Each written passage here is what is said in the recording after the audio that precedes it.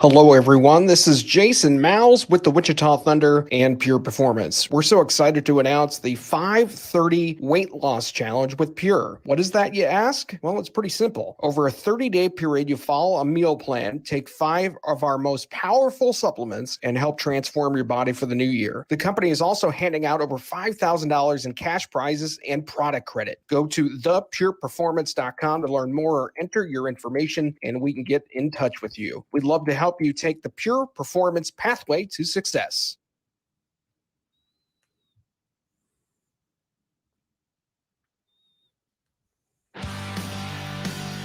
Three topics, 60 minutes covering the biggest news in the ECHL. This is the Three Periods Podcast. Now, here are your hosts, Matthew Will and Matthew Harding. Welcome into the Three Periods Podcast. An exciting one today, as we will eventually get to your ECHL All-Star fan votes. But first of all, we've got a week's full of news to talk about. Had the All-Star Classic this week, and then we've got a great guest lined up as well tonight. So I'm Matthew Will, joined by, he's on that side tonight, Matthew Harding. How you doing, bud? Hanging in there, man. It seems like it has been a slog of a week, and we weren't even in Jacksonville, so there's no travel. So it just feels like it's been a body blow of a week. I tell you, it was weird to wake up, I think especially Monday morning, and head to class and go, I guess I didn't even have class. I had to go over the radio studio, but I went over there. I'm like, man, I'm supposed to be in Jacksonville today. This is just a little strange. Yeah.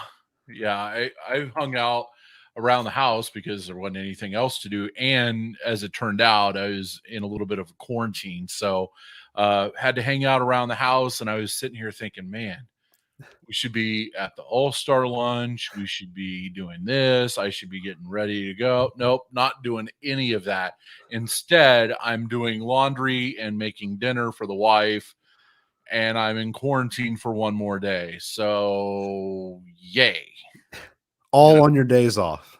Right, yeah, right. So, I guess being in quarantine made up for not going to Jacksonville. I don't know, but kind of a crappy way to do it. But yeah, we're here and back in the saddle again this week. It is we've crested the hill of the season, and it feels like now once we get back to play tomorrow night on Friday night or tonight, whenever you hear this podcast. We're going to start going down the backside of the regular season here. Push to the playoffs will be underway. The trade deadline is incredibly late in the year. I'm fired up for the trade deadline now all of a sudden. And yeah, the storylines for the rest of the season are out there and they're magnified. Well, and what a way to end the first half. Looking through the standings, preparing for this evening, 27 teams in this league, only 9 of them have losing records in their last 10. Right. This league is as good as ever. People, even though a lot of teams are losing high-quality players to the AHL, NHL, something we'll get to here in a few moments, this league is still putting out good quality hockey. They proved it Monday night on the big stage on NHL Network and on Flow Hockey. It was a great event. And that'll kind of segue right into our first topic, which is to kind of recap the All-Star Classic that happened in Jacksonville earlier this week. If you missed some of the videos and photos, I think we might have shared a couple of them. The line was huge on Sunday to go see the Stanley Cup. I mean, we saw it in Wichita. The line went half a block down the street, and it was freezing outside that night. Yeah. You knew people were going to show up, but it was great to see it all happen. Right. Yeah. If you're in ViStar Veterans Memorial Arena there, I think from what our photographer, Andrew Fielder said, that line wrapped around the building 3/4 of the way through the building to see the cup. And then there were people on the ice. They had an open skate, all kinds of stuff. Like that is like, if you're going to do that in a COVID situation, the arena is the best possible place to have it. It's spread out and you're able to get maximum draw, I guess, if you will, for those fans. And then they were treated to a tremendous game the next night. So, it's hell of a turnout for the Fan Fest, and it looked like there was a pretty good turnout as well, almost 8,000 there for the game on Monday night. Oh, absolutely. Game completed with the All-Stars defeating Jacksonville 14-7. In both the first two periods, it was 4-1 All-Stars, but in the third, they won 6-2 in that period. But for some reason, all three of the skills comp events were won by Jacksonville. I thought that was pretty crazy. Fastest skater went to Ben Howardchuk with a 13:01. That's tied for third fastest in the ECHL's competition of this. The hardest shot went to Croy Everson with a 90-mile-an-hour shot. There was two runners up at 88. And the accuracy shooting contest went to Derek Lodermeyer in 6 seconds. He was 1.7 seconds faster than Luchuk from Orlando was. So all three of these were won, and they were not close margins, and they were all won by the hometown guys. That is a little there could be a whole little bit of hometown arithmetic in there, but man, I think, doesn't that speak to the volume of player that Nick Luco has gone out and recruited this year? And that is what has made Jacksonville such a top flight team in the South Division. Absolutely. I mean, they are the hottest team in the ECHL at the break. I believe they're 8-1-1 in their last 10. It was a great place to have it this year because the team was so successful. If you got the chance to watch some of the clips, that team fought. I mean, oh yeah, there were some impressive plays both ways. In the second, there was a penalty shot that was Jacksonville's lone goal of the second, and it was one of the silkiest moves you'll see in hockey this week. So go check that one out. I believe it's on the ECHL's Twitter page, but we can get it share it on ours real quick, and you can go check that one out. Mm-hmm. Elsewhere in there, though, because they won all three skills comp events, they got 3 goals from that. So they only had 4 in the game itself. Marcus Crawford won the MVP award, had 4 points in the game, 3 goals and an assist. Olivier Archambault had 5 assists. Go ahead and pick up a sack of apples there. Yes. And all in all, it was another great event. And it seemed like a lot of people enjoyed it. Yeah, it looked like it was a very well put together event for not knowing the format of the event until Drop, really 15 minutes before. Yeah. Because I was still searching around even toward the event, wondering, geez, what are they going to do here? Are they going to play 60 minutes of 3-on-3 with a rolling clock? Well, then you see the 22 minutes and you're like, well, okay, there's some indication of what the format is. We're going to have expanded periods, only to find out that the third period was a 3-on-3. And I'm not going to harp on the negative, but if you're we just didn't really know what was going on. Right. Yeah. It left you wondering, like, what in the wide world of sports is going on here? So other than the format not being known and in a COVID situation, plus there was weather going on along the East Coast, just a huge snowstorm rolling up the Appalachian chain into the Northeast, and it brought thunderstorms through Jacksonville. So you had the trials and tribulations of players moving into that area from parts across the United States, not only from ECHL markets, but AHL markets. So the ECHL staff in Jacksonville had all of that to play with as well. Full marks to this staff, which essentially is the entire league office, which is now a league office plus Joe Babick in California. And they move to the All-Star site, and they take up the All-Star site for about 4 days. And then they all go their separate ways.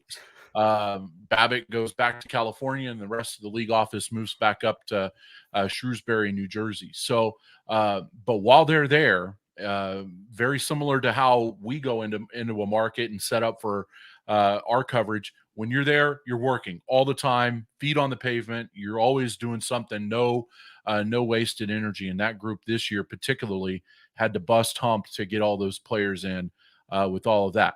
The one thing I want to ask here while we're talking about the All-Star game, one thing I wanted to ask is, instead of it being played on a Monday, because of the travel arrangements and some players having to play 3-and-3s and then go to the airport early the next morning, and then having to go to Jacksonville and play later that night.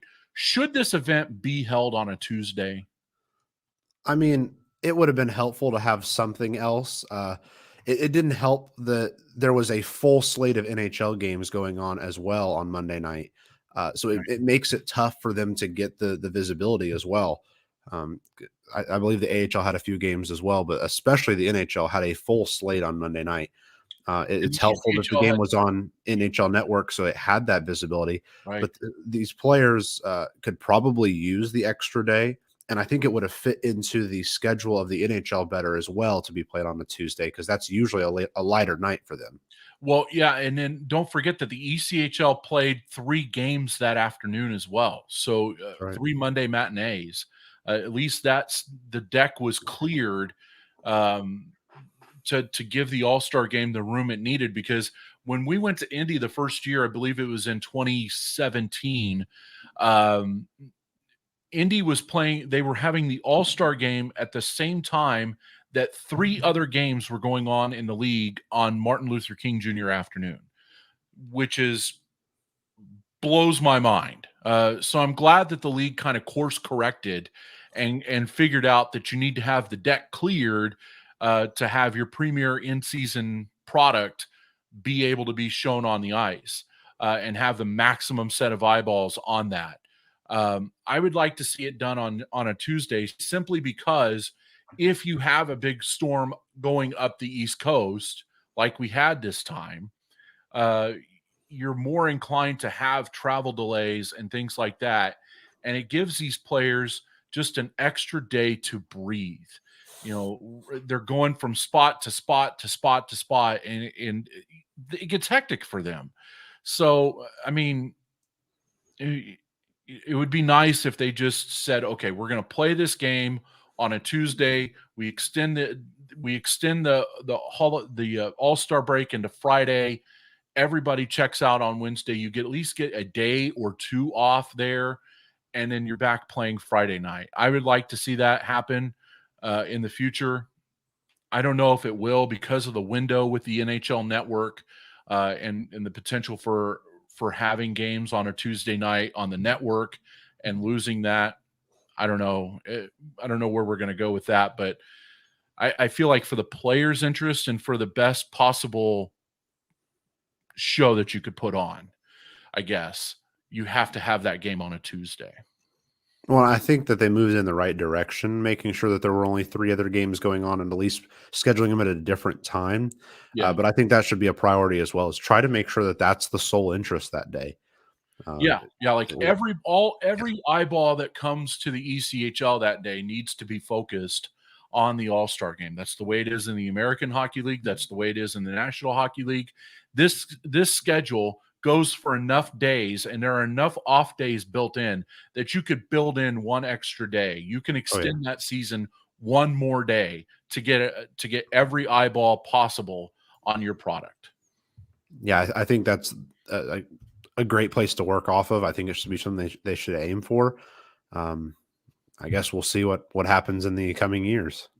Where would you like to see the All-Star game held next year? If Matt Will had a choice, anywhere in the United States, anywhere in the ECHL footprint, where would you want it to be? I think it's time for the North. I'm not exactly sure where, but I'd love to see it at one of the teams in the North. Mm-hmm. Of course, they've got some interesting things going on up there, but I think it'd be cool to see it being played in Newfoundland because of how rabid those fans are. Oh yeah, they might shatter the attendance record with standing room alone. I'd love to see an All-Star game played up in Newfoundland, but anywhere in the North Division, I think would be pretty cool for them. You know, I'm going to change it up here, and I'm going to say that if you're going to do the All-Star game and you're going to do it right, make the All-Star game an outdoor game. Let's take it outdoors, play pond hockey, and let's take it outdoors. Let's go to a place like Kansas City, where Sporting KC plays, and you can have that stadium for a day potentially. Or, you know, I do hear that Lamar Hunt Jr. is probably related to the owner of the Kansas City Chiefs. Small pie in the So to sky. say. Could you possibly put it in Arrowhead? I don't know. That may be the only time I get to Arrowhead. Just do me a solid and put it there, please. I love the outdoor idea. That would be very cool. Yeah. So, that'd be cool to do, and hopefully we'll find out sooner rather than later where next year's All-Star game will be held, and when we find out, we will let you know on the appropriate podcast. Absolutely. We'll get into it real quick before we get into our guest. It's something that you and I wanted to make sure we brought up. Out of the NHL this week, they announced that they're going to stop testing asymptomatic players after the All-Star break. I saw a stat earlier this week that 75% of the league, players, coaches, trainers, etc., 75% of them have tested positive already this year. Yeah. This might help negate some of the cancellations or postponements, I guess is what they're actually called. And I'm eager to hear your thoughts on it as well. I think that this is a step in the right direction. We've heard players. I read, I linked in our show notes to the ESPN article that Emily Kaplan wrote, where a lot of these players are, have been boosted and vaxxed, and they're still getting this strain of coronavirus, and they're asymptomatic, and yet they're out of the lineup, and you're bringing in more players to fill this asymptomatic player's spot. So, I in some instances I agree with it, because you have to keep the sport going, and the NHL, as we've talked about, wants to finish their season on time to reset everything and get to the next season and start on time as well. So any kind of delay in that plan is obviously not going to be good for business. So this is a step in that direction. This is just for asymptomatic players only. If you are symptomatic, you're still getting tested and you still have to sit out. So, but looking a little bit more on our level here at the ECHL and even up in the American Hockey League, which I believe they touched on this on the Holy Grail podcast, which our AHL team does. So you might want to go over there and give that a listen. But I think what you'll see here in the next couple of weeks is that we will see taxi squads go away, and thank God, at least that there is some hope on the horizon. And I pray it's not a train, that we're going to get some of these players back in the ECHL, and we're going to finally get some relaxation with the roster, because I mean, players need to have "Hello, my name is" stickers to figure out who they're working with on that day. It's been really tough. So I think that we'll see the taxi squads go away. It won't diminish the number of call-ups to the American Hockey League, but I still think that there will be some relaxation of the rosters. What I will be watching for, and it probably will never be announced, but we'll have to do the work on our own to find out, is if this new testing protocol will actually be inherited at the American Hockey League and ECHL levels.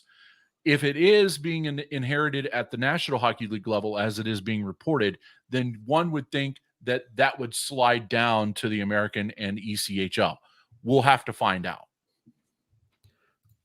If you're a fan of an NHL team, keep an eye on the schedule, because the NHL announced yesterday that 95 different games have been rescheduled and fit into that Olympic break that spread from February 7th to 22, or from February 7th to the 22nd. There's a lot. I mean, I just saw Phillies today because they sent it out, and there's a lot of games in there. They've packed a lot in there, maybe even overpacked. There's some teams who really had to get a lot in. I wonder if that has any play on what if something happens with a COVID outbreak on one of those teams and they've got to further cancel. You're starting to run out of time after you've used this break. Yeah, I think that, as we're going to get to here in a minute, the points versus points percentage deal. I think that we may end up getting to points percentage as kind of a break glass in case of emergency deal in the ECHL if there is another wave of COVID that sweeps over this league. Surely 75% of players and staff that have had it, you would think that the herd immunity, if you will have taken hold in the ECHL, or excuse me, in the American hockey, in the National Hockey League. Get your leagues right, Matt. You would think that the herd immunity would have taken hold in the NHL such that they can get this season in on time. The NHL seems to be in the best seats currently of the three leagues to get the full amount of games in. Does it feel that way to you as well? Yes. And that 3-week Olympic break fills up that need. We're going to have Absolutely. 95 games over that 15-day stretch. Buckle up, because that's how the league is going to get to its playoffs on time.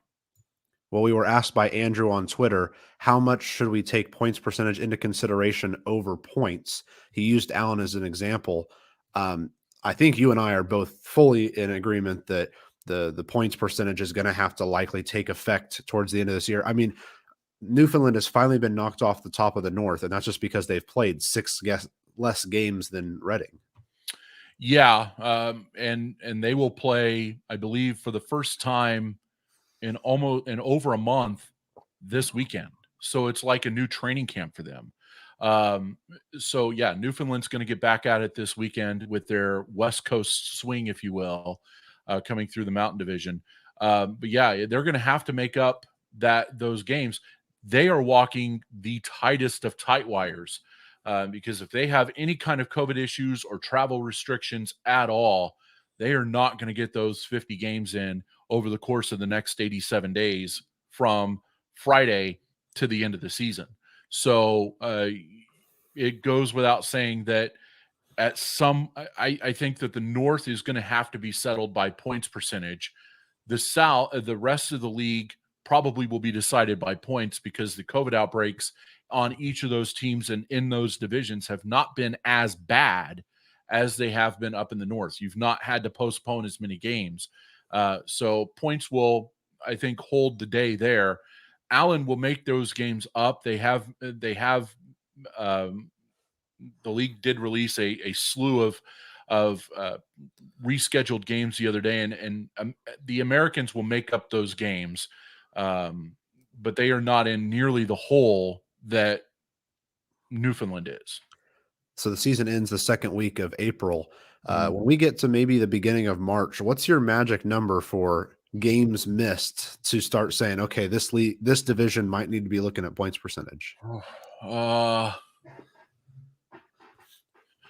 If you're by late March, what are we looking at? Mid-March, the 15th, say? Probably. I mean, you're looking at 20 games left So on your schedule, 15 games left on your schedule. Probably, 10 to 15 over the course of a month. So probably I would say you're looking at 50. If you're not at 54, 55 by that point, it's going to be hard to get it in there. Do you think we have divisions that will have teams that have 2 or 3 games not played and they still go off points? Or if you think they're going to be pretty standard about the fact that if the whole division hasn't played the whole schedule, we won't go off points? I think that if the whole division hasn't played off the whole schedule, you're going off of points percentage. It doesn't do Reading any good to go out and play those 6 extra games. And I think that North Division still going to be decided by points percentage. I think it has to. It has to be. But at the same time, how do you go tell Reading that because of the situation Newfoundland's in, they're not going to play? They're going to play the points percentage game, and because they're playing fewer games than you, they vault to the top of the North and will win the North when you've played all 72 games and have more points than them, but a lesser points percentage. How does that sit right if you're a Reading Royal player? To me, it doesn't. Yeah, I think at this point you've got to go off the points percentage, especially in the North for now. Yeah, it's just going. It gives the guys a reason to play, I think. Yeah, absolutely. So, that's that may be a good topic to bring in DJ Abisilah on here as we kind of open up our second period. Deej, I know we've got a whole bunch of topics we want to talk to you about, but you've kind of been sitting here for the last little bit, kind of listening to the conversation here. Your thoughts? Would you rather have points percentage decide a division or points? Well, I think it's an interesting topic for a couple of reasons. I knew that you look at where we are and with the games, like especially like you said with Newfoundland, I don't know if there's any scenario where they're going to be able to cram in 50 more games in 80 whatever days it is until reach the middle of April. I think that's a really tall ask of them. So, and I feel like they just had the Board of Governors meeting as part of the All-Star game. So I'm sure that conversation came up and trying to figure out some way to get to a final verdict on it. But I think it's kind of created an interesting thought process and just how you follow it as the season goes along. Because for years and years, we've always had it ingrained in our heads of points. You have to follow the points. You're X amount of points back of this team. But realistically, you look at it and the points percentage tells you such a more accurate picture. Like I was looking at the NHL standings today, and Pittsburgh's number 4 in the Metropolitan when it comes down to points, but they're tied for 7th in the entire NHL in point percent. It's like, oh, okay, so maybe they're down in points because they haven't played a lot, but if you really look at where they would be if everybody was on even footing, it'd be a different story. Same with Carolina. Carolina's the number 2 behind the Rangers in the Atlanta or in the Metro. Even things out, you look at the point percentage, Carolina would be blowing them away in the top of the division. So it kind of changes your mindset on how you view things for sure. I think that's interesting. We had to look at it in that same prism last year of, well, you have, this where an overtime loss, normally during the regular season, you're kind of scoffing at an overtime loss. It's just something to extend the winning streak or the winless streak. But now that overtime loss last season meant so much more. You wanted to get the game to overtime and you wanted to get that extra point because it helped your points percentage. I thought that when it all meshed out last season, and I think it will bear it this way this season as well, points percentage is such a much more accurate indicator of where we're at. I completely agree with you there. Well, how many times do you talk about it too, where you have a scenario you go, oh, so-and-so's 2 points back with 3 games in hand. And now it's like, okay, now it actually makes sense as to how that all adds up, where, okay, you only need 3 points in 3 games. You only need to go 1-1-1 if that's the scenario that's thrown your way to be able to pass the team that's in front of you. And it makes it a lot more logical. Right, yeah. I mean, except for us journalism guys who can't seem to figure out math. The worst part about it is we have to figure out magic numbers with points percentage. Oh yeah, that's a pain in the rear. Don't even try it. It's awful. I multiplied my gray hair population last year simply on that. Don't do it. Awful. Your thoughts on the All-Star game, my friend? By the way, how you doing? I'm well. How are you? We're hanging in there. DJ Abisilah from the Wheeling Nailers joining us here on the 3 Periods podcast. Good a time as any to kick off our second period here as we bring in DJ. How your Wheeling Nailers off to a pretty good start this year, sitting there 5th in the Central, 35 points, and but 4-6 in their last 10, won their last 2 before the All-Star break. What do we make of this Wheeling Nailers team this year? Well, funny, you originally asked me how I enjoyed the All-Star game. I didn't get to, unfortunately, because we were flying. So we played in Orlando over the weekend, which was wonderful. Took 2 out of 3. Really great trip down there, and nice to see a nice bounce back after 5 straight losses, which was really the first adversity that this team had faced all year. It was only the second time they'd lost multiple consecutive games. But we originally were going to fly back Monday morning, and then we saw that the Pittsburgh area is going to get absolutely pounded with snow.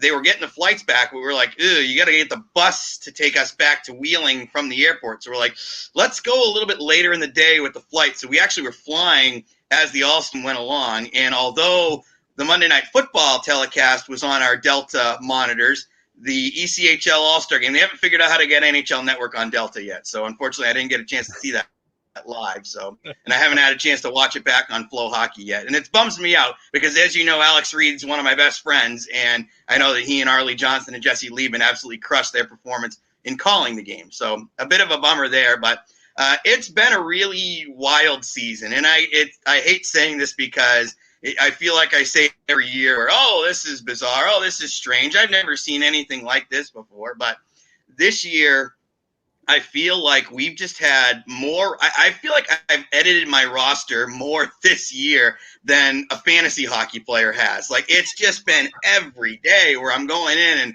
this guy got called up. This guy got traded. This guy got COVID. And it's just like, I know when the last time like we had the same lineup for 2 consecutive weeks or anything like that. I mean, we've gone through 41 players at this point. We've had 17 guys go to the AHL at one point or another, which is over a third of the team. It's just been constant moving pieces. So I'd say like for the beginning of the year for a while, we were cruising, especially into early to mid-December. High watermark got to 6 games over 500. As recently, 5-game skid knocked things off a little bit, but I figured there's a big asterisk next to that because you had a bunch of guys called up. And unlike with the NHL teams where it seemed like guys like Calgary were just getting an influx of cases where it just pretty much buried and took out about 20, 25 guys in a shot, like our COVID cases, it was one guy test positive Monday, one guy test positive on Tuesday, another guy on Wednesday. And it's like, well, do you guys have enough to play?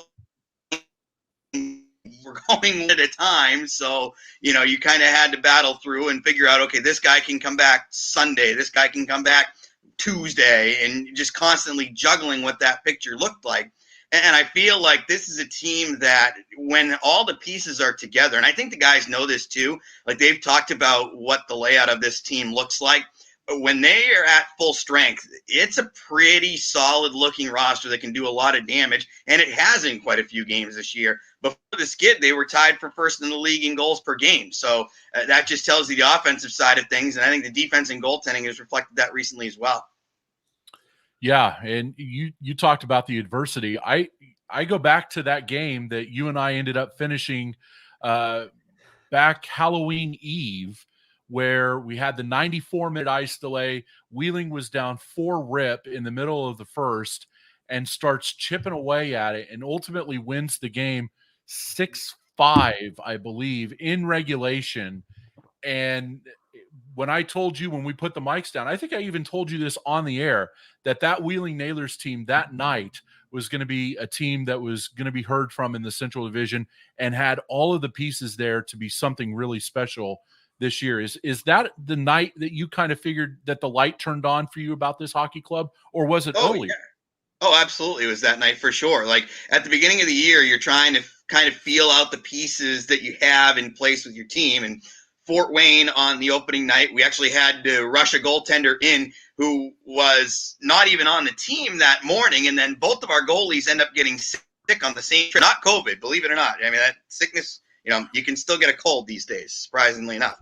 Gaindon got sick, I think, on the Friday, and then Dorio started feeling sick on the Saturday. So Joe Murdaka, who was just chilling at the hotel in Wheeling, were like, hey, originally called him on the Saturday and said, you're going to need to get here to Fort Wayne because you're going to back up. Well, midway through the morning, that changed to you're going to get here because you're going to have to start tonight. So that was a little wrinkle for opening night. And then beat Iowa, lost to Kansas City, but you really weren't sure what kind of the identities were at that point, teams that you're seeing for the first time you don't normally see.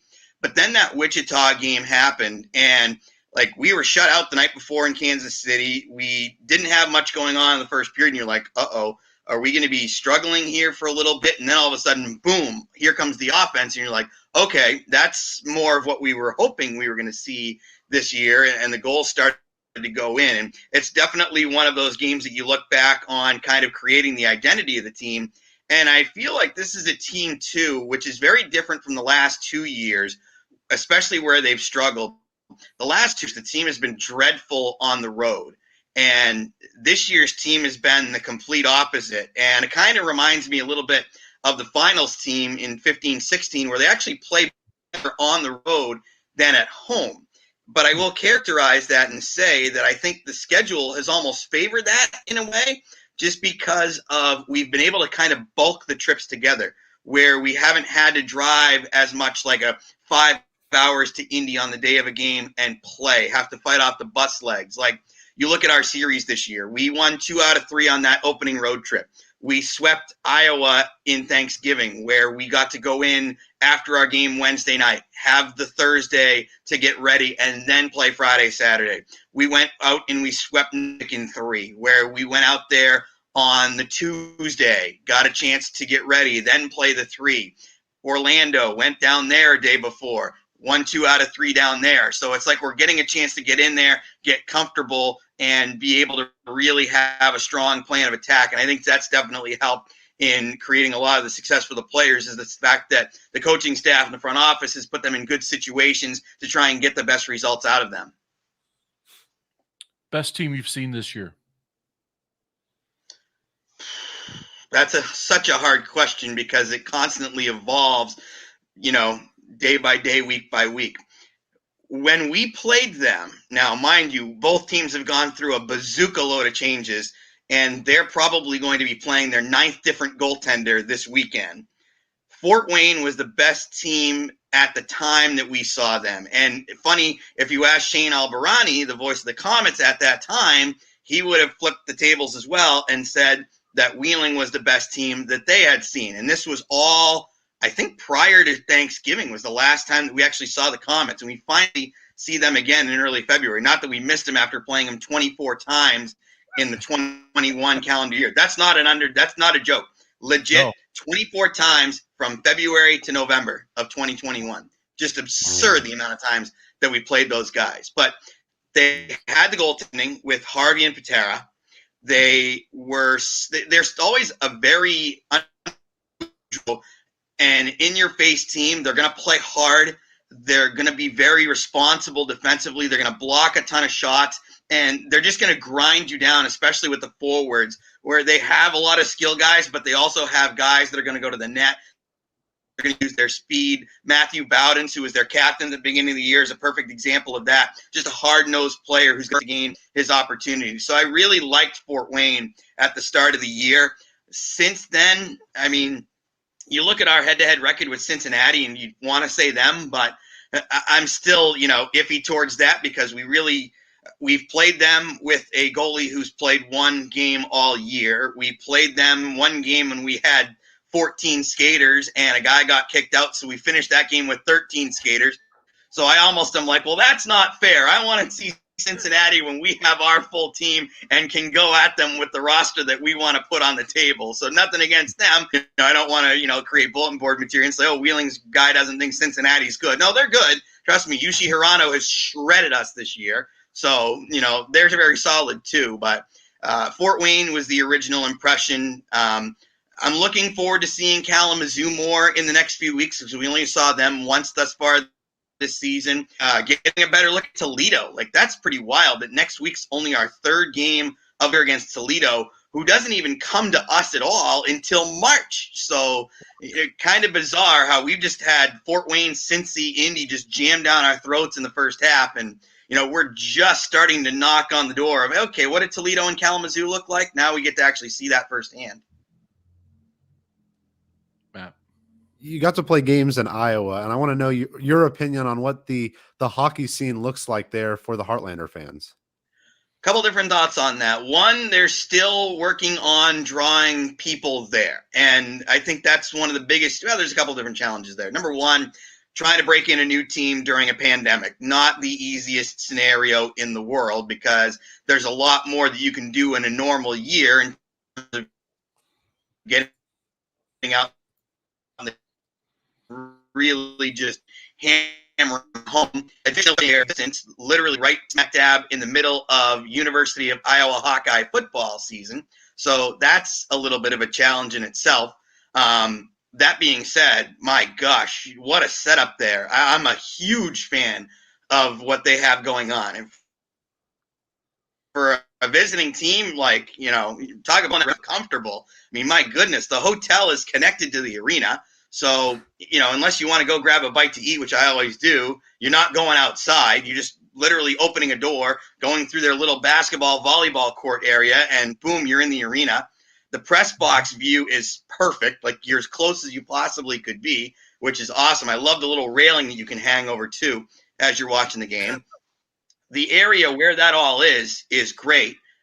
You've got restaurants, you've got hotels, you've got apartments, you've got it all right tucked in there. So it really creates a real perfect scenario. So I'm a huge fan. Like, when I went there for the first time, actually too, the hotel has one of those that has the kitchenette thing in the room. So for the cooking game, that, certainly helps. And we were there for Thanksgiving. So we set up a meal for the guys for lunch on the Thanksgiving, but dinner, we're like, well, they're going to have to try and figure something out. So we basically took the guys on supermarket sweep Thanksgiving morning, had them go to the grocery store, pick up whatever they wanted to cook that night, because they've got the little stove, microwave, fridge, whatever. And that was how they decided what they were going to eat on Thursday night. And that was another one of those trips that I think kind of brought the team close together again. Huh. That's hilarious. I've only done that in Vegas when I've been a little intoxicated. Like, I've needed to go eat, and I have no food in my hotel room, but I have to go to the grocery store and I have to make something. That's a whole different story. But never rolled up to a grocery store with a full bus of hockey players. That was added to the book. That was another experience that I'll forget. And just trying to watch them figure out, like, some guys are like, and figuring out, like, how many rooms we're going to combine together, and like, I'll buy salad stuff, and I'll buy a rotisserie chicken or whatever, or I'll buy, potatoes, and they're all trying to figure out who's going to do what. And it was just a riot to watch it all come together. That's pretty That's funny. awesome. That's pretty funny. Speaking of, I want to circle back here because we talked a lot about the All-Star game in our first segment, and we brought you on, and you are a veteran of All-Star games. And Alex Reed and Jesse Lieben and Arlie Johnson just finished calling the game on Monday night. How does a play-by-play guy like yourself prepare for the volume of players who you may have seen once, twice, 3 times, maybe, for an All-Star game, to call an All-Star game for a national audience? Well, it was interesting. I guess there's some easy parts of it and some challenging parts of it. So I did the game in 2015 in Orlando. So it was the ECHL All-Stars versus the Solar Bears, and I was running a solo gig. At that time, it was just on ECHL TV and radio for me, and then Bob Mills was with the Solar Bears at the time. He and Dave Mishkin did the television feed, and that was before it got on NHL Network. I want to say that was on a Fox Sports type of a station. What made it easy was you knew the lineups way before. Like, you knew the lineups earlier that week. It wasn't one of those where you showed up and you're like, who's scratched, who's not scratched. They had it fully detailed for you, exactly where everybody was and who everybody was. So I was like, okay, that's great. That makes my job easy. Although it was a little bit challenging, guys, this week because of all the weather, canceling flights, and the last-minute subs that would have had to go in. And there was no weather in the game that I had. So in that sense, the preparation is kind of easy. And I actually wrote it out in my score sheet. I always do a score sheet before the game anyways, where I have the rosters. But I was writing down the numbers for the ECHL team and then writing what team they played for. That way I always had something tied together. So that made it a good experience. And like you said, there were some players that I knew pretty well. So those guys that were on my side of the league were pretty easy to remember right away. And then it was just a matter of learning at that time the Central Division, because that was the first year after the Central Hockey League went down. So I was seeing guys from Missouri at the time and Wichita and Allen, and like, who are these guys? I've never seen them before. So just trying to figure out and put the pieces together of who they were. Mm-hmm. What I wasn't ready for with the All-Star game was the lack of stoppages and just the up and down pace of play, where you can usually take a breather as the game is going along, where someone will the puck, and you're like, okay, cool, and that's an icing, and you give the time, and you kind of, the music will go in the background. You can take a sip of water, do your own thing. But no, they would ice the puck, and the goalie Superman diving across the goal line. No, we're going to keep on going, because why the heck wouldn't we? We're just going to go nonstop. And, offside, nope, wave it off. Like, play on, cover the puck, nope, play on, saucer it over your teammate. We're good, we're going. And I'm just like, man, I would kill for a break right now. There was another one. I'm trying to remember what happened. The All-Stars, I want to say, were up by 2, but Orlando is starting to claw back. And the Solar Bears got a 4-on-2 maybe break into the offensive zone. So obviously the crowd's getting excited. The Solar Bears score here. It's a 1-goal game. So I'm getting that excited on the broadcast, like, oh, here it comes. They're developing into the zone. Pass around. It didn't connect. Well, guess what? Then we're going 3-on-0 in the other direction. The All-Stars they end up, I want to say, sending Crucial Niski on a breakaway, and I'm like, oh, for God's sakes, I just went bananas to try and blow this 4-on-2 out of proportion. So now I have to go and turn around and make this breakaway sound like it's unbelievable. I'm like, I'm dying right now. Like, this is unbelievable. And of course he scored, so I give it the most hoarse goal call ever. I'm like, oh, he scores. Like, I'm already dead to begin with, making a 3-goal game. And I'm like, man alive, this thing, it's just, you're just going back and forth and back and forth, and I'm like, this is exhausting. Oh, that is hilarious. That goal call. If you just, I can just hear you as you say that, and then I can just imagine you laying down on the table, being like, oh, he scores, like that. Well, I looked down and they missed the Solar Bears missed it, and I'm like, oh, all right, that's a bummer, because you're hoping for it to be a tight game, like you can get an overtime or a shootout to call. Like, I had no allegiances in the game. I had Riley Brace on the All-Stars, so I wanted to see him score, which he did, and I was like, all right, way to go, Bracer, because he was my guy. But you wanted to see a close game so you can have a really sick call of some sort, and they screw up the 4-on-2, and you're like, oh well. And then the breakaway happens. You're like, God, really? Like, you're gonna do this now? Like, this is really going to happen. All right, fine. We'll call it as such. Oh, this is why I love you, man. This is so much fun. I knew tell it like it is. I knew Deej was going to bring the energy. This is the pick-me-up I needed on my Thursday. DJ bringing it every single time. How's the dining with Deej going? Is it still on mothballs? It's going well. So I actually went to Epcot on Thursday. I was trying to kind of keep that on the down low for a little while, just because, you never know how people are going to respond to that. Like, oh my God, we're still in a pandemic. But I can tell you that they are as safe as possibly could be. Like, you're not going inside an indoor ride unless you have a mask on. So I'm like, okay, that made it feel a little better. So I was munching my way around the world. I was eating in China and Japan, and I had an unbelievable chocolate mousse cake in the France pavilion. Like, that was insane. But really, really good. I went out on Friday before the game with the equipment and training staff, so Bill Higgins and Daniel Barker for us, and then Orlando, it was actually their equipment staff's recommendation, so they went along with us. Went to a Vietnamese place down the street from Amway Center in downtown Orlando, and never had Vietnamese food in my life. Incredible. Sensational. They gave me like this garlic chili sauce, and they said, here, mix this with some random ingredient they put in the bowl, stir it up, pour it over your thing, and it'll be incredible. And I was like, wow. And it knocked my socks right off. I was like, this is great. I've never had Vietnamese food. Like, check that off the bucket list. Like, really, really good meal. I wish we could have done that while you guys were here in Wichita. I knew you guys got in late Friday night and then Saturday with the whole game, but if they were just going to postpone that game to Sunday, I was going to take you to lunch the next day. We were going to go find some hole in the wall and just go to town. That would have been fun. Yeah, we'll have to get back to Wichita and do another one. Maybe we'll play a couple games next time as opposed to just a one and done. Hopefully. What you got, Matt?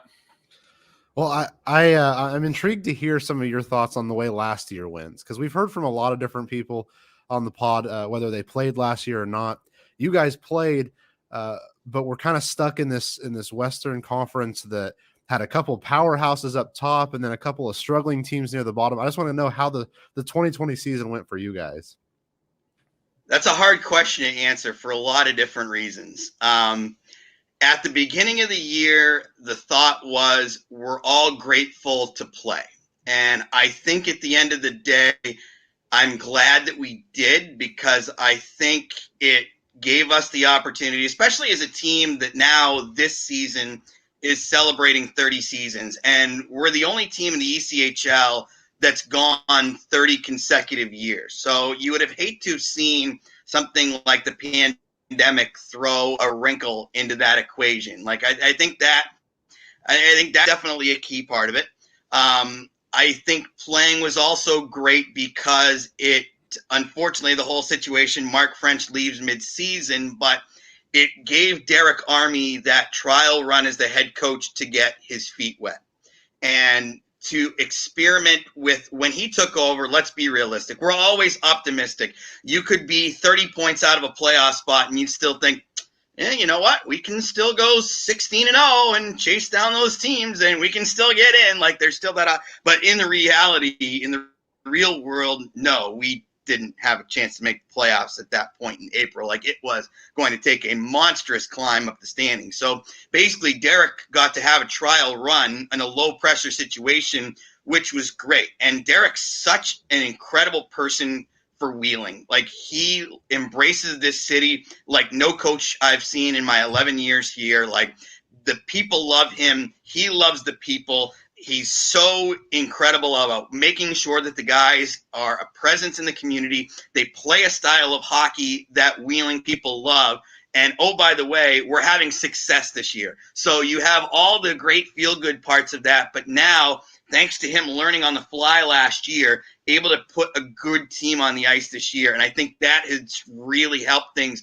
And especially with the players, too. You had some really young guys on the team who were able to use that first year, gain that experience, like Jared Cockrell, who came in from school at the end of last season, only had the one goal in 15 or so games. But you look at him now, he just had the hat trick Saturday night in Orlando, and you're like, wow, this guy has really grown into a pro in less than a calendar year's time. And I don't know if you could say that if we didn't play that time last year and he wasn't able to get that experience at the end of last season.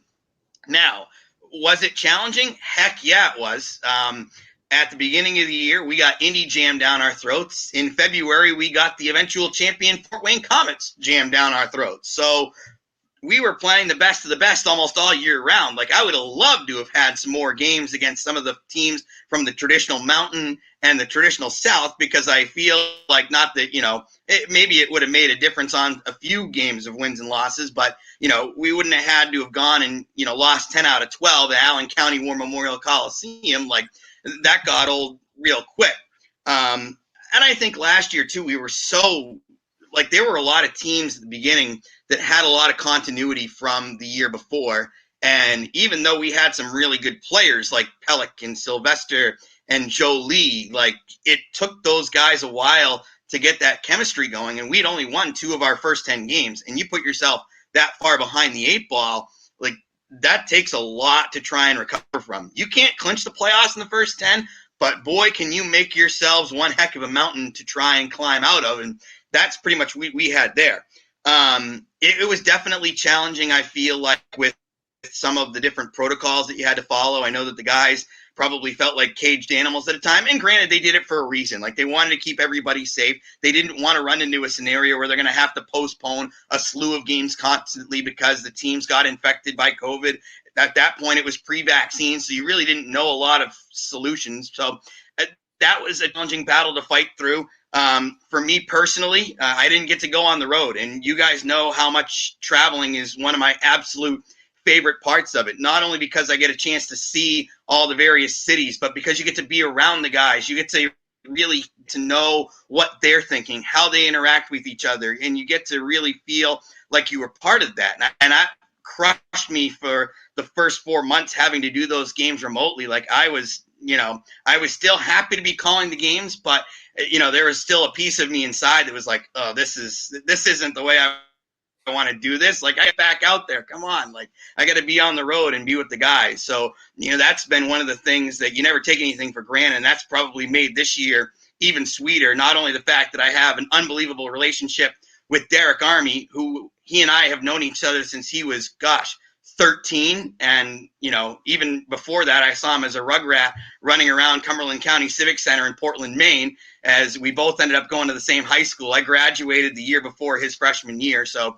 we had that relationship, but being able to be around everybody again and just experience everything again has made this year a very fun experience for me. And again, going back to, we're also playing good hockey, which definitely helps.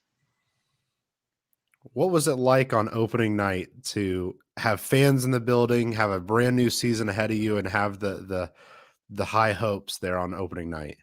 Yeah, I mean, and to celebrate 30 years too. And we knew, like, it just finally got announced this week, but we kind of knew in the back of our heads that Paul Bissonnette was going to be one of our biggest targets to get in to celebrate the 30th season. So it was just kind of a matter of getting to that point, and now we've gotten to announce it and announce the date. And so we knew that was going to be a big celebration. But I think one of the most rewarding parts for me at the beginning of the year was that connection with the fans, where last year, for obvious reasons, they wanted to keep the players safe, couldn't really do much in the community. But one of the first things that we did this year was our traditional season tickets. And usually we do a big party at the arena as a kickoff, but we went the kind of the Pittsburgh way, and we delivered them to season members' homes. And to be able to have those players connect with those people again,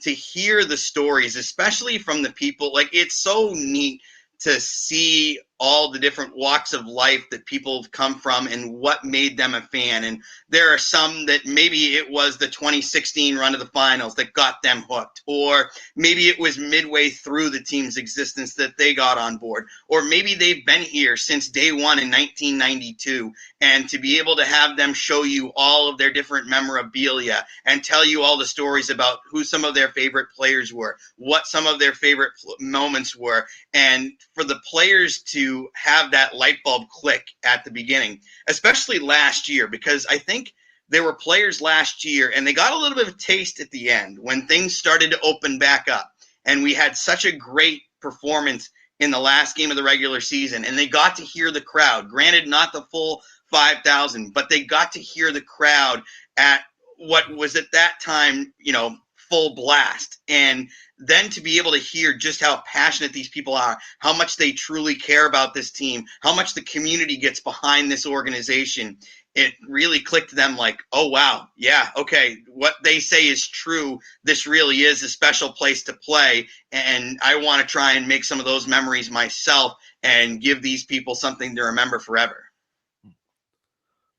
Well, Deej, we're so glad you were able to join us. We know we tried to get you last week, a little late notice, but we're glad we got to have you this week. I hope we can do this again, maybe come playoff time when you guys are hopefully sneaking into a spot up there.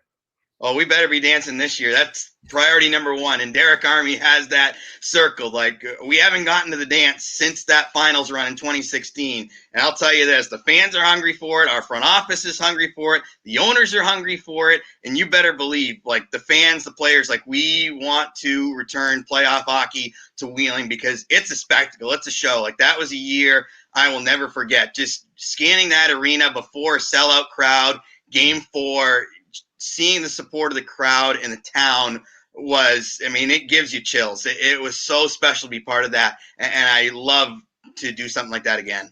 I'll tell you real quick what got me deeper into, I wouldn't say a fan of Wheeling, but I've followed your games a lot closer, was the morning after the Eastern Conference title win, and I forget where you guys clinched it at, but you bust home. South Carolina. Yeah. It was 9:00 in the morning, I think, and there were probably 300 or 400 people waiting for you guys as the players got off the bus. And the captain, I think it was Derek Army at the time, walked off the bus and hoisted the trophy and shook hands and all of that. I think that spoke to me about what the bond is that Wheeling Nailers fans have with their team. I got the text with 7 minutes to go in the third period that night. It was game 7. And luckily at the time we were up 5-2. I probably would have freaked out if it was like a 1-goal game. But I felt pretty comfortable. We'd already killed about 2 or 3 penalties that period and maintained the 3-goal lead. So I'm like, yeah, okay, I think we're in pretty good shape with 7 minutes to go up by 3. But I got the text from John Culler, who is on the red board and is also connected with the Wheeling Police Department. And he goes, assuming you guys hang on to this lead, you guys are going to get a police escort back to Wheeling in the morning. And I'm like, haha, that's pretty cool. Never seen that before. And so it was actually my job so I could not fall. Like if I slept, I still had to kind of have a light sleep because it was my job to communicate with the police department, like call them at 4 or 5 in the morning and be like, okay, we're just entering the bottom of West Virginia. Right now, it looks like we're on time for a 9 a.m. arrival. And as we started to get closer, it was my responsibility to keep in contact with them. And I think we put it on social media that it was happening the night before. And the players started to get wind of it too, as we started to navigate our way down I-70. And then they had us pull off between St. Clairsville and Bridgeport, which are 2 of the cities in eastern Ohio. And that's where they lined us up. And I told the bus driver this was happening, which at the time he actually called the owner of the bus company. He goes, "You're never going to believe this. We're getting a police escort back to Wheeling. This is unbelievable." And so the police force comes onto the bus. They've got everybody lined up. Like they've got the motorcycles in front. They've got the cars. They've got everything going down. And they're asking the bus driver. At this point, the players are starting to wiggle out of their bunks and be like, "Oh, what's going on?" And they see all the lights flashing and everything in there. And I'm like, "We're getting an escort. Just chill. Like we'll figure this out in a second." But the police officers, I asked the bus driver, "You ever done this before?" And bus driver's like, "Heck no." And so the police officer goes, "Okay, do what we do. You can't go over this speed because the bikes can't. So you can't." I think it was over 50. So like you can't go over 50. But then he's like, "If we run a red light, you run a red light." Basically, those were the instructions that they gave. The bus driver's like, "All right, we're good." Cool. So here we go, parading through Wheeling, like you said, 9 o'clock on a Wednesday morning, and sirens blaring, lights flashing, the whole shebang. And sure enough, we get into the parking lot, and there's a whole swarm of people waiting for us right before they go into work. Some of them even told work that they would be late that day so that they could greet us back from winning the conference. Now, the one thing on your story, I will tell you, there was no hoisting of the trophy because we did not touch the trophy until after we lost the final. So the next time that we go to the finals, I will tell you that we will be touching the trophy because obviously not touching the trophy did not work. So we're going to try and flip the script on that. And it seemed to work out for Pittsburgh. They seem to win every time they touch the thing. So, well, we might as well follow suit and touch the trophy ourselves. Fair enough. The memory was a little sketchy. I got everything else, but I didn't get the touching of the trophy. So, A for effort, I suppose.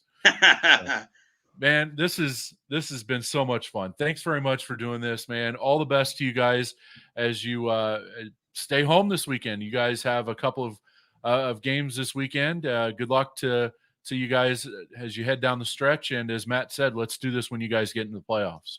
Yeah, I get to see my boy David Fine and the Iowa Heartlanders coming in. That's going to be a lot of fun. I always appreciate getting a chance to chat with you guys and have a blast doing it. So I want to say thanks so much for having me. Anytime you want me, give me a buzz. We'll get her done. All right. Sounds good, Deej. Thanks very much, buddy. Have a good night. You too. All right. See ya. Man, there goes the guy. Like, that is the man. DJ Abisilah on the That's something big else. show. Could you imagine that? Like having a police escort walking, going through town, do as we do. We run a red light, you run a red light. And then just, he has been there. Like that guy has seen it all, almost done it all at this level of hockey. And he's just one of the best, as good as they come. I mean, when you've been with a team for 11 years, you're bound to have experiences like that. And to put it kindly, I guess, last year was a humbling year for them. I mean, they were one of the only teams that struggled in the small ECHL last year. So to have them springboard into what they're creating this year is really cool. And what a guy to get to tell it behind the mic. Man, so much energy. And then you see that, and if you're watching this on YouTube or live right now on Twitter or Facebook, you saw that snapshot there, all of that energy coming through, having stood literally feet from him. That all of that energy plus some. Like, he woke me up. That was a 4-0 game at 7:40 in the evening. I'm like, man, I'm writing the game story and I'm checking out now. This game's over. Ice delay later, and then here comes the wheeling comeback, and that energy woke me right up. It was a sleepy night in the vault. That's a great guy to do it. Absolutely. If you haven't got a chance to listen to one of their games on Flow, it's something else. A broadcast is only as good as the guy behind the mic, and he does a fantastic job. My wife says he's her favorite. I forgot to pass that along. Like the wife knows what she's talking about. She knows she knows commentators, and Deej is her favorite. So, well, one last thank you to Deej for joining us this evening, and good luck to them this weekend and down the stretch as they look to sneak in or maybe strongly make it in a really tough Central Division. It's pretty much knit from second to the bottom. So watch out for Wheeling. Could be a fun year for them. With that, we will turn our scripts to period number 3, where we finally get to disclose the Pure Performance ECHL Fan Votes All-Star Team. You took to the site all week long to vote for your favorite players or the players you thought deserved it most. And at noon today, or so yesterday, if you're listening on Friday, polls closed, and we finally have a list together. Yeah, we want to thank the more than 2,500 people who voted in this. It was a huge undertaking, and our thanks to our webmaster, Matt Thomas, for all the work he did behind the scenes. We will duplicate this in other leagues here over the next couple of weeks. I believe on Friday, the SPHL gets underway, and then the following Friday, the American Hockey League has their all-star fan vote as well. So if you are of the voting kind, make sure you pop over to fieldpasshockey.com and make your voice known as to who gets into the all-star fan vote. And basically what we're doing here is giving you folks, the fans, the option of putting together your all-star team. So with your votes, we took the top 12 forwards, 7 defensemen, and 3 goaltenders to put together our team. And Liam Pecoraro, the big winner from Greenville, coming away with 63.3% of the vote among forwards. He obviously gets a forward slot there, and then a couple of other players, Braden Watts and Blake Winicky from Wichita and Florida, respectively, fill out the top 3 forwards. Yeah, I was glad to see that it was the ones that were. Obviously, they have all been very talented players. You and I have a little bit closer knowledge of Braden Watts and what a story that's evolved out of him getting to go home to Bakersfield and play in the AHL. Yeah, that's a story for tomorrow night's pregame show for the Wichita Thunder, if you want to tune in and hear more about that. But and then AJ White right behind him. I mean, that top 4 are 4 talented hockey players, diverse hockey players, and guys that are moving the league in the right direction. Yeah, absolutely. And then you go down the list a little bit. Matt Alvaro from Fort Wayne, Trey Bradley from Utah, Nick Pastajov from Kansas City, Jack Dormus from Tulsa. Dormus in the All-Star game on Monday night registered a pair of assists for the ECHL All-Stars. And then Zach O'Brien, Aaron Luchik from Orlando, Yoshihiro Hirano from Cincinnati, and finally the forwards round out with Michael Pelich from Atlanta. Good to see all of these players get in here. Is there any one of that group that we just announced that kind of stands out to you here? You know, first of all, I like that it's such a diverse group. But Yushi Hirano has got to be my favorite one in that bunch, just because of I have taken time out of my life to go watch Cincinnati games because he is such a talented player. Right. He is a breath of fresh air in this league. If you haven't got the chance, I think I've said this on multiple podcasts now, you've Yeah. got to go give him a watch. He plays the game really simply, but really, really well at the same time. So I'm glad that the fans decided he deserved to be in the fan vote. Yeah, absolutely. And then on defense, you guys selected Cam Clark from Wichita, Jake McLaughlin from Florida, Will Graber from Fort Wayne, Mike McKee, the big rig in Tulsa, makes the defenseman for the All-Star for the fans. Marcus Crawford, the ECHL All-Star Game MVP, makes the fan vote as well. Charles Edouard Deastu, man, I fumble over that name every single time. Rounds out Utah, and then Dejan Mingo from Cincinnati. I was glad to see Mike McKee getting the nod from the Tulsa faithful. Yes. I mean, he has put together a season unlike any other Mike McKee season. I mean, he will, as long as things go the way they're going now, he will not hit 100 penalty minutes for the first time in his ECHL career. Right. But instead, he's turning them into quality goals and assists. He deserves to be in this game. If everything was perfect, he should have got to go Monday night because he was just one of the best in the league.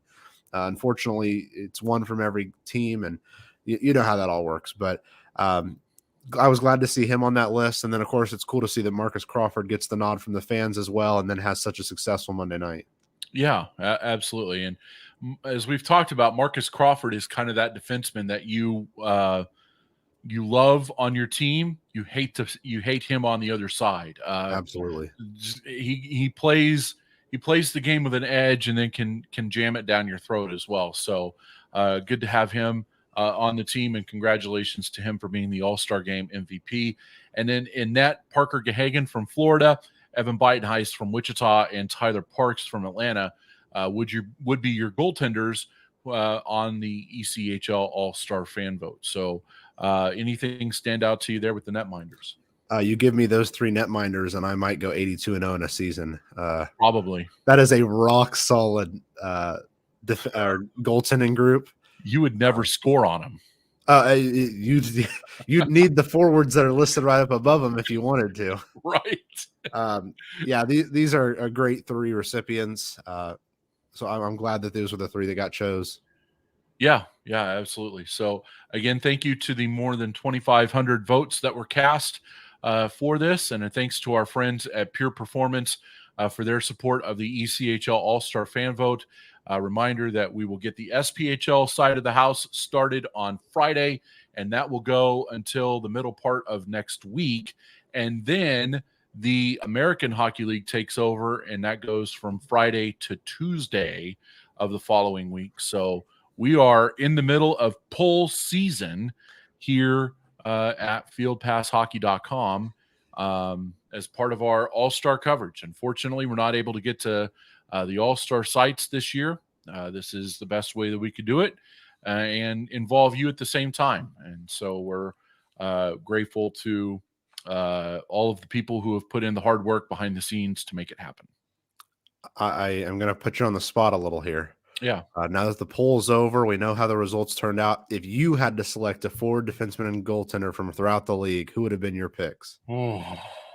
Is this of the group that we had pre-selected?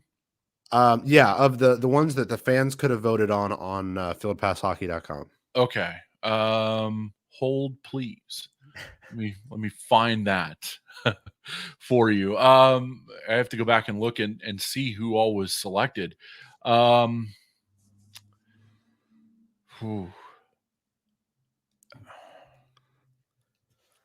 like Aaron Lucic the best. Don't ask me why. Liam Pecoraro, okay. I see why Greenville fans kind of stuffed the ballot there. But I think of this forward group, for my money, Aaron Lucic is the best.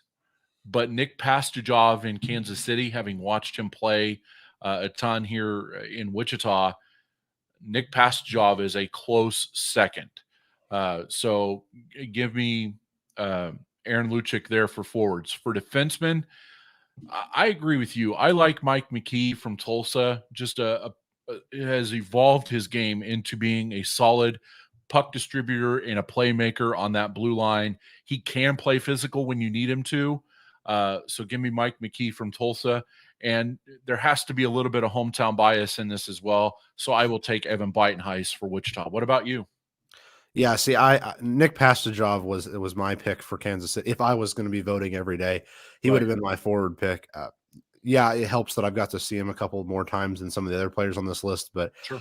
In a Kansas City squad where they have just been looking for a guy to really take the reins and start to work, be the workhorse that everything revolves around, he's done a great job of doing a lot of that. And he's going to have to now with the subtraction of their captain that was just announced today. So Pastajov is going to have to continue what he did in the first half, and I love the player that he's been in Kansas City this first half, and he was my pick as well. What about forwards and defensemen? Who? See, for defensemen, I still like Mike McKee. I think when you turn the way you've played around that much and that successfully, I mean, he is a key member of every offensive and defensive play, it feels like, for that Tulsa team now. And that in my eyes, that's what you have to be an all-star defenseman. You have to be able to work 200 feet of ice and really be versatile, and he has been that this year. How about goaltending? This is my hometown not hometown, but Tyler Parks would have been my guy. He played for Atlanta. That's who I'm backing this year. But he's been exceptional in the games he has played, and that it simply comes down to that. Evan Beitenheis is just as good a pick. He has kept Wichita afloat this year. In what has been a really tough last month or so for Wichita faithful. But if I want to go off the list, all three of these guys, like I mentioned just a little bit ago, very well deserved for any of them to have been selected. Yeah, absolutely. You can't go wrong. And that's what we did with this list is we wanted to make it something where it'd be impossible to pick of the polls. So, good on us for putting together a solid list, I guess. But yeah, we wanted to make it that you had to have some debate among, like, who do I get to pick here of this guy, and this guy, and who gets to represent the fans on their all-star team. So that is a look at how everything shook out with that. Absolutely. We move on to picks to click here in the overtime session. It's not good. Uh-oh. It's not good. We have, folks. Ladies and gentlemen, boys and girls, children of all ages, we have a new leader among us. Matthew Will last week went 1-3-1. I made up the game +1, and your new leader is this guy right here. Woo! 22-1. Even Steven, but Matt Will still sits one game behind in the overall standings. Your thoughts on what has been a 5-game collapse? Yeah. Let's see. What do the NHL teams say when they get eliminated? We understand you're just as disappointed as we are. This isn't the way we envisioned it. We didn't get pucks in deep. Yeah. It was a disappointing week. My biggest regret was not siding with Atlanta. I'm sorry, guys.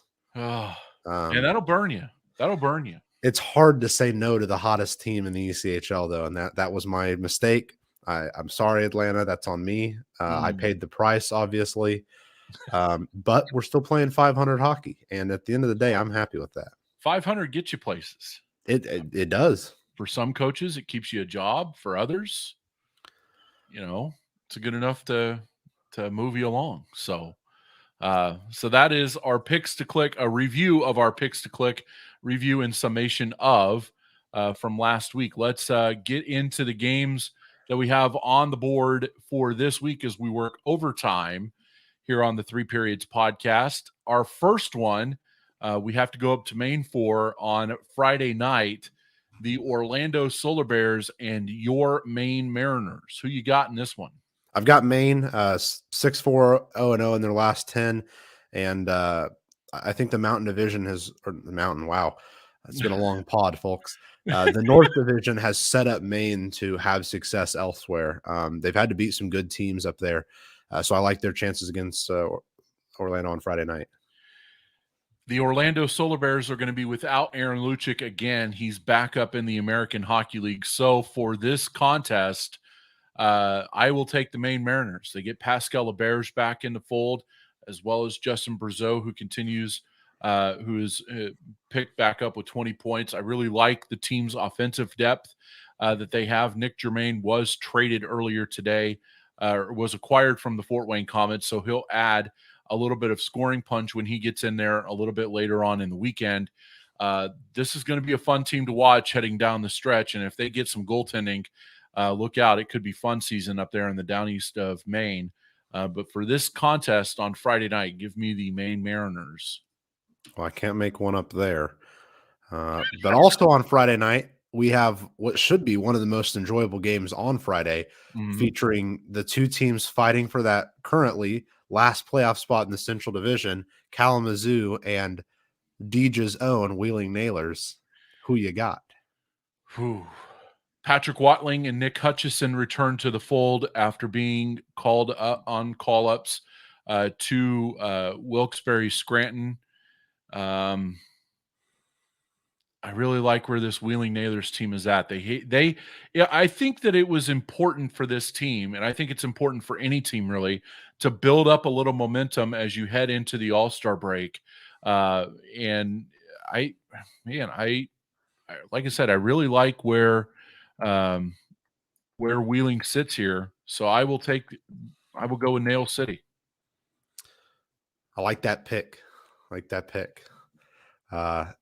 I think that the reintroduction of Watling back in that lineup does so much, and it's going to be hard to slow down Wheeling. And Friday night, Kalamazoo is not going to be the team to do it. You heard it here. There you go. So we both are 2-0 on our picks as we enter Saturday's slate of games. Another North Division Tilly featuring the Trois-Rivières Lions taking on the Reading Royals at Santander Arena in a late Saturday afternoon matinee. Matt, what will you have? Don't look now. The Reading Royals are atop the North Division. Ooh. No, yeah, that's because Newfoundland has played 6 less games. But hey, Reading is the top of the North Division. 15-8-4-1 record this year for 35 points. I want Reading 7-3-0-0 in their last 10. This team is feeling good coming out of the All-Star break, and I think they should be able to get it done Saturday. This is tough. This is a toughie to pick, and there may be some division between us. I really like what Olivier Archambault and Anthony Nellis did in the All-Star game. Absolutely. And I know you probably can't take that offensive performance and put it into regular season because really the All-Star game is zero contact. But still, these are two very talented players. And as we've been talking about all year, this Trois-Rivières lineup is going to come into its own here in the second half of the season. It begins Saturday afternoon in Reading. I'll take the Trois-Rivières Lions. Oh, boy. Some separation there. That'll be where I get my game back. Probably. Right? we keep it on Saturday. Idaho and Rapid City, a Mountain Division slate between, surprisingly, two teams fighting each other for position in the standings. Raise your hand if you thought that Rapid City would go into Wichita and sweep the Thunder 3 straight with a beleaguered roster. With a depleted roster. Had no business doing that. So that hi Kitty. So that showed me Kitty made an appearance on the pod. So that showed me. What's that? That's 2 straight for her. That's 2 straight. She's going to need a credit here on her third one. So back to my train of thought. Rapid City has all kinds of momentum, and they get Logan Nelson back. Ladies and gentlemen, Matt's taking Rapid City Rush.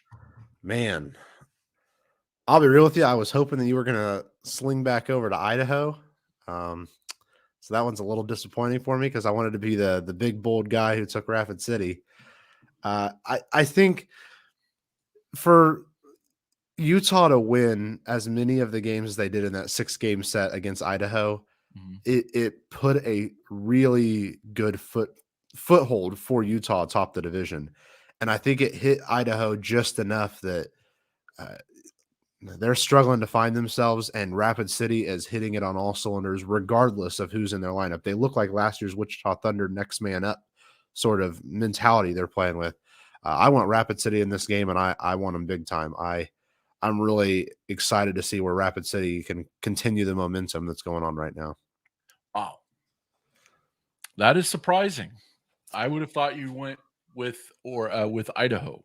When I saw that you had put this game in there about 3 or 4 hours ago, I was fully on the Idaho train. And then I took some time to break down the two teams and see what I was looking at. And everything I discovered, I felt more confident with the Rapid City side. Yeah, I agree. And just the eyeball test last weekend, when you go with a depleted roster into Wichita and win all 3, no overtimes, you win them straight up in regulation, to go in there and defeat the Thunder, who have a team who have problems of their own, regardless, still to go in there and win all 3 says a lot about your staff, and it says a lot about your team, and the job that Scott Bird has done in his first year there in Rapid City. If you are a Rapid City Rush fan and you are not a fan of this team, you need to be a fan of this team, because in a non-COVID year, which we're going to have here relatively soon, in a non-COVID year, Scott Burt is going to have one hell of a team. That Rapid City team is going to be good for years to come. Trust me on that. I think hockey is roaring back in the Black Hills of South Dakota. And I think I've said it a couple times on the pod. And if not on the pod, I certainly said it in a couple of pregame shows for Wichita. Yep. That is one of the most electric barns I've ever been to a hockey game in. Right. It is unreal to go to a game there inside Rapid City.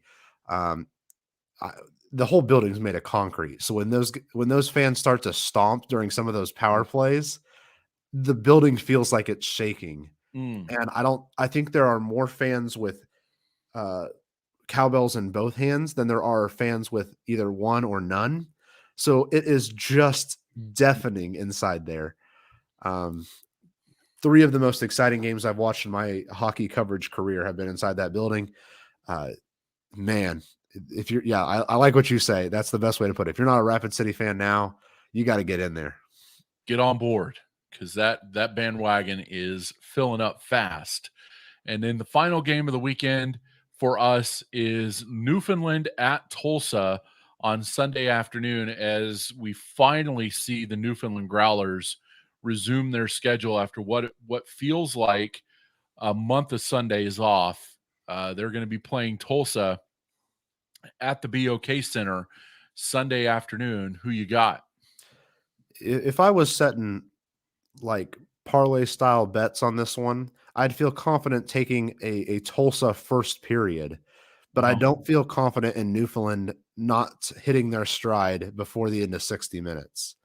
I do believe it'll take a little bit of game time for them to get their feet back under them and be back in that game playing physicality. But I doubt it takes a full 60 minutes before that Newfoundland team flips the switch and starts to put the hurt on them. Yeah. When you consider that they're going to be playing up in Kansas City the 2 nights before, you have to wonder how the bus, but to your point, it's going to take them a little bit. You wonder how the bus legs, I guess, is going to impact them. Even still, though, this is a well-rested team, having been off for a long time. So I'll take Newfoundland. This is when it comes to a goal-scoring competition, Newfoundland has the superior offense. And Daniel Manella and Ryan Ruck are back in Tulsa right now. I don't think Tulsa has the firepower to keep up with Newfoundland. Just the goals for, Tulsa's played 9 more games, but they've only scored 14 more goals than Newfoundland. That speaks to the firepower that Newfoundland has. Yeah, I agree. The other thing that I'll be looking at as we get closer to the actual contest is, does Manila stay in Tulsa? Yeah. What if something happens up there with the Wolves and he's needed to go up? Because at a moment's notice you could lose him, and I don't think Tulsa wins that game without him. Absolutely not. He gives him a chance with him in it. Yeah, but no without. So because of that, and the fact that the Growlers got loaded up on Thursday, just looking at the transaction roster, they signed Andrew D'Agostini, who was the Toronto Marlies practice goaltender, so he's with them on the trip. They also get Ben Finkelstein from Toronto, Gordy Green, Noel Hoffenmeyer back from Toronto, Isaac Johnson's back from Manitoba, Garrett Johnston's returned from Abbotsford, and Tristan Parmelo's back from Manitoba. Thanks for playing. Here comes Newfoundland plus a bunch of dudes. That team's loaded up. Give me Newfoundland all day. All day. The better question is, do they need 2 buses to get from Kansas City to Tulsa? Probably. Does that roster fit on one bus? Not in a COVID situation, no. Man. So, yeah, those are our picks to click. We will presented by Pure Performance, and we will update those next week here on the big show as we begin to close it down for episode number 23. Well, if you had your stopwatch out, we tried to get under an hour and a half. Didn't quite get there. The DJ segment on its own was more Absolutely period and a half. If you're just joining us, or if you only got to listen to part of this, make sure you get. I mean, make that's worth a listen or 2 or 3. Yeah, you could probably talk to him for hours on end, hearing when you've got 11 years in this league, you've got the story saved up. Oh yeah, and it'd be great to just sit there like you got to do during some of that delayed game with Wichita and Wheeling, and just pick his brain and see what he brings to the table in the ECHL. Yeah. And he talks about that's another chapter for the book. He's not lying. He is going to write a book when his career is all over about the stories that he's had behind the mic. And he's is that available for pre-order now? Probably on Amazon. I believe it comes out like tomorrow. Okay. Hardback? Digital only. Okay. I don't know. What do I look like, his agent? You know him better than I do. I don't either. I don't either. I only spent 94 minutes with an ice delay with him. Come on. And then a third period, and that was it, really. So our thanks to DJ Abisilah from the Wheeling Nailers for joining us. Just one of the best guys in a league full of good people. And we will have another guest for you coming up next week on the big show. Absolutely. We also want to shout out Andrew on Twitter for submitting a question. Yes. If you've got something you want us to talk about here on the pod, make sure you hit us up on Twitter at 3periodspod with whatever questions, story ideas, anything you've got, and we'll make sure we include it in the next episode. It's time, man. We're halfway through. It's time to make that sprint towards the playoffs, and there are some teams who certainly need some help in that category, but before we know it, you and I said at the beginning of the season, hey, before we know it, we'll be in Jacksonville. We didn't make it to Jacksonville, but here we are past the All-Star break. Before we know it, we're going to be in round 1 of the playoffs. Yeah. The 87-day sprint begins on Friday night with a smorgasbord of 13 games across the ECHL, 13 more on Saturday, followed by 10 on Sunday. My friend, I will talk to you on the pregame shows for the Wichita Thunder this weekend on Friday and Sunday, and then we will talk to you guys all next week here on the 3 Periods Pod. Be sure to show us where you're watching the game from. Tag us on Twitter from your seats at 3 Periods Pod. Absolutely. We want to see those, and we'll retweet our favorites. And if you still got pictures from the All-Star game you need to share, we want to see those too. We didn't get to be there ourselves. So we'd like to see what you captured as well. So absolutely. If you took the time out of your Thursday night or sometime on Friday, thank you for making us a part of your hockey life, your podcast listening life. whatever it is. This big guy over here celebrated 10 years in the minor league hockey business this week. And I am just blessed to get to be a part of 4 of them. And I can't wait to finish off this year and see what we get to do in the future, man. Absolutely. You're one of the best people I've ever worked with. And I mean that. And I've worked with a whole bunch of people. You're one of the best. So I'm glad we're able to do this together, and anybody else I want to do this with. And 10 years, we could feel like DJ has 11 in the ECHL. We've covered 10 of the biggest in the 10 years. We've covered some of the biggest stories that have rocked minor league hockey. And I'm proud of the work we've done, how shorthanded we've been, and with as little assistance as we've had from some of the leagues, all of the leagues, we have done our best, and I am damn proud of the work we've done. I'm sure I speak for every current and former member of minor league hockey report. I believe was your first one. Yep. The Sinman, Field Pass Hockey, every single one of us who has got to be on this journey with you would not be where we're at without what you've done for us. So here's to 10 more, I guess. We're year to year.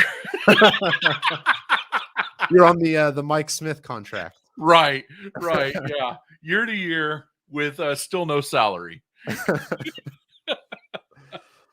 Well, me, and you will all get back together sometime next week to talk more about the ECHL. Thank you for joining us on another edition of the 3 Periods podcast. Be safe this week. Have fun this week at a hockey game, and we'll talk to you sometime next week here on the 3 Periods podcast. Thanks for joining us. You've been listening to the 3 Periods podcast. Do you have a topic you'd like discussed? Hit us up on Twitter at 3 Periods Pod with the hashtag TPP on FPH. And for the latest news on the ECHL and minor league hockey, visit fieldpasshockey.com.